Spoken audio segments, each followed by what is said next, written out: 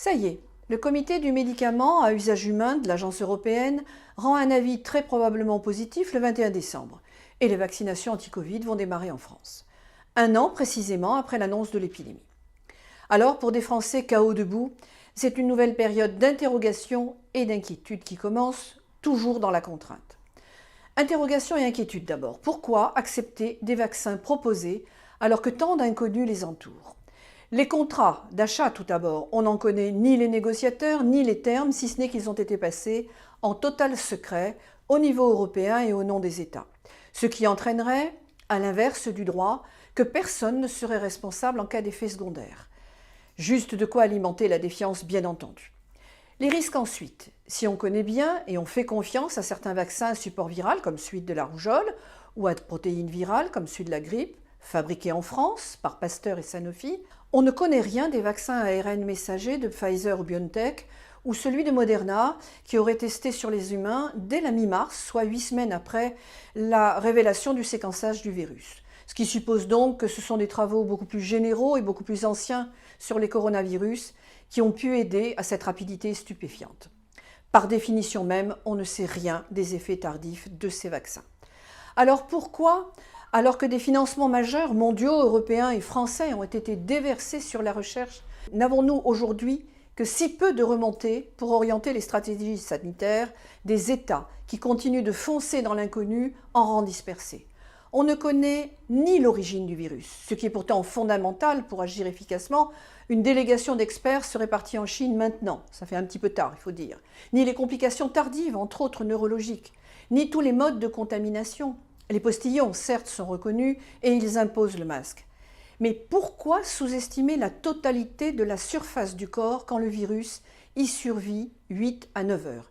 Cela est très important quand une étude de l'IFOP, qui date du mois de février 2020, montre que 25% des Français ne se lavent pas complètement tous les jours, soit par manque d'habitude, comme certains ados, ou par manque d'accès à l'eau, comme certains étudiants, qui deviendraient ainsi super contaminateurs dans les fêtes, comme les populations précaires ou les travailleurs détachés, dont les routiers, à qui on a refusé les sanitaires, ou comme les pensionnaires des EHPAD, eux très atteints, qui vivent la douche quotidienne comme une véritable épreuve physique.